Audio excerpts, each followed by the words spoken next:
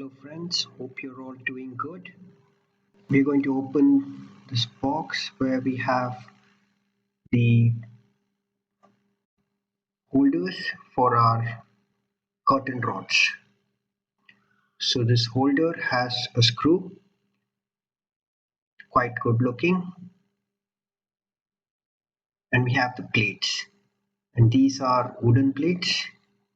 You can use plastic depending on the durability. I like wooden because of the textured finish and it looks good, better than the plastic.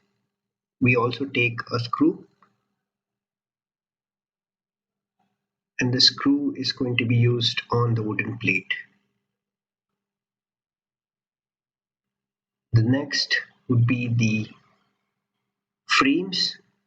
These frames will hold the rod.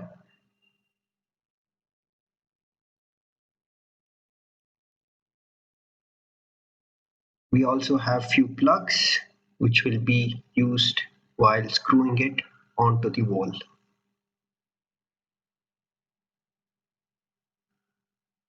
I've assembled this curtain rod. The rod was cut based on the dimensions of the window. I've also drilled few holes on the wooden plate. Be careful, you have to measure where you're going to make those holes. I'm going to screw it in manually onto the wooden plate.